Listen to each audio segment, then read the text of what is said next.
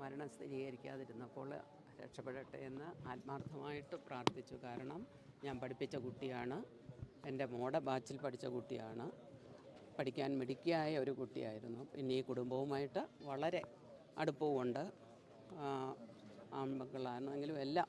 അപ്പോൾ ഇത് കുടുംബം എനിക്ക് ഉൾക്കൊള്ളാൻ സാധിക്കുന്നില്ല. നാട്ടുകാർക്ക് അപ്പോൾ ആ കുടുംബം എങ്ങനെ ഉൾക്കൊള്ളും എന്ന് ഒരു പിടിയുമില്ല. എന്താ ചെയ്യേണ്ടതെന്നും ഒന്നും അറിയത്തില്ല. ഒരു സ്ഥിരീകരിക്കുന്നതിന് മുമ്പ് നമുക്ക് പ്രാർത്ഥിക്കാമായിരുന്നു തിരിച്ചു വരണമെന്ന്.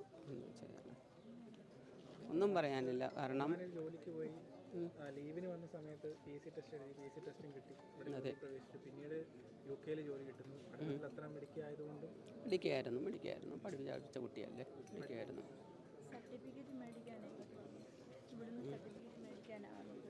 അത് ഞാൻ പഞ്ചായത്ത് പ്രസിഡൻ്റാണ്. ഞങ്ങൾ ചെറുപ്പം തൊട്ടേ മോടെ അമ്മയായിട്ടൊക്കെ ഭയങ്കര സ്നേഹത്തിലാണ്. ചേച്ചി ആ മോള് പഠിത്തത്തിന് ഇവിടെ ഒന്ന് സർട്ടിഫിക്കറ്റ് മേടിക്കാൻ വന്നത്, എന്നിട്ട് അങ്ങനെ പോയതാണ്. അപ്പോൾ ഞങ്ങൾക്ക് അറിയത്തില്ലായിരുന്നു ഈ മോൾ ഇതിനകത്തുണ്ടെന്നുള്ള പേര്. പോയിട്ട് തിരിച്ച് വരാമെന്ന് പറഞ്ഞാൽ പോയത്. പിന്നെ എൻ്റെ മോൻ സുരേഷാണെങ്കിൽ ഈ വീട്ടുകാരുമായിട്ട് നല്ല സ്നേഹം. ഞങ്ങൾ അവരുടെ ഓട്ടോ ഓടിച്ച എൻ്റെ മോനൊക്കെ കഴിഞ്ഞുകൊണ്ടിരുന്നത്.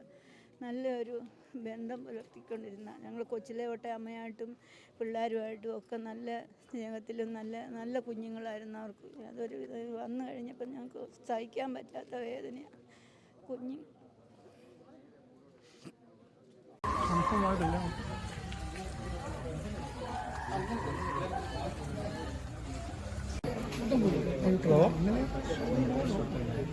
ഹലോ